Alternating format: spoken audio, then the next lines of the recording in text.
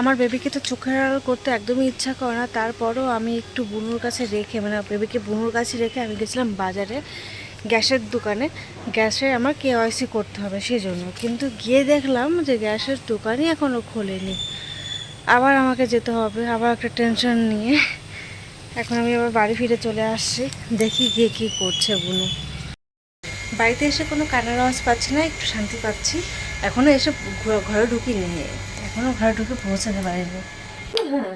কোথায় আমার সোনাটা, কই আমার সোনা? এই যে কাজ হয়ে গেল না, দোকান খোলেনি বুনু। তাহলে পরোটা আনতেই পারতিস। হ্যাঁ। কি রে ভাঙাচ্ছিস কেন আমার ছেলেকে? হ্যাঁ, ও হাসে তাই। আমি না অনেকদিন পরে কানের দুল পরলাম, বাট কানের উপরে আমি থাকতে পারছি না, ব্যথা করছে এই কানটা। অনেকদিন বলতে অনেকটা দিন পরে আমি কানের পরলাম। আমি বলবো না বলেছি তো, বলবো না, আমি বলবো না, আমি কথা বলবো না, আমি কোলে বলবো না, না না না না হবে না। আমি এখানে বসেছিলাম, তুমি বলনি, তুমি কথা বলনি, না তুমি বলনি, আমি ছিলাম তো এখানে, আমি তো দেখলাম তুমি চুপ করেই ছিলে। না না না, ফ্যানটা ফ্যানটা ফ্যানটা ও আমার সাথে কথা বলছে, ও আমার সাথে কথা বলে, তোমার সাথে বলেনি। বলো, ওই যে কথা বলো, ওই যে কথা বলো।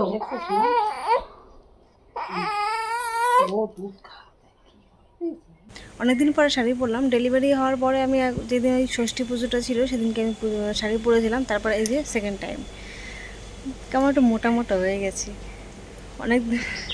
এই হচ্ছে বাড়িতে আসলে পরে একটুখানি সময় পাওয়া যায় যে নিজে সেজে গুজে ফটো তোলা।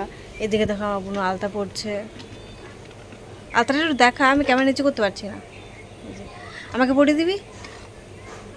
ভালো হচ্ছে না, নিজে পড়ছে, বাট আমি যখন বললাম আমাকে পড়িয়ে দিবি তখন বলছে না রে এটাতে ভালো হচ্ছে না, তুলে দে পর, তুলে দে পর।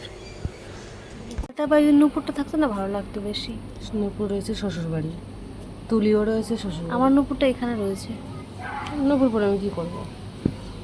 এই যে বেবিকে ঘুম পাড়িয়ে রেখে আমি শাড়ি পরে রেডি হয়েছি ফটো তোলার জন্য। আমার বোনের দিকে আলতা পড়ছে, বেশ কয়েকটা ফটো তুললাম। তোলার পরে বেশ খুশি খুশি লাগছে, মনে হয় যে নিজেকে আমি দেখতে পাচ্ছি।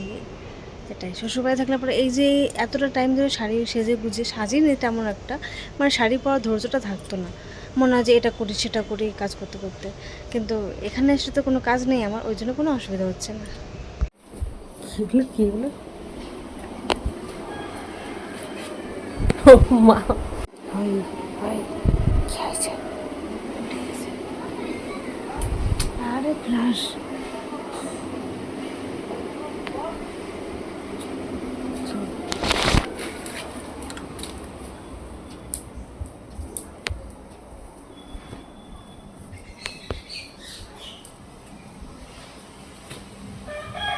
আমার বেবিটা উঠে গেছিল, এখন আবার যেহেতু মা আছে ঘুম পাড়িয়ে দেবে, আমার কোনো চিন্তা নেই।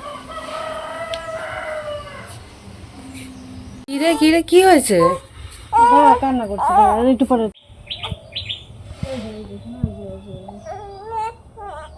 আমি ফটো তুলতে তুলতে ও উঠেই গেল মাঝখানে। মার কাছে প্রথমে উঠেছিল, তারপরে মা সামলিয়েছিল, ঘুমিয়েছিল কিছুক্ষণ, আবার উঠে গেছে। এবার খাবে ও, ও তো নাহলে পড়ে গেছে।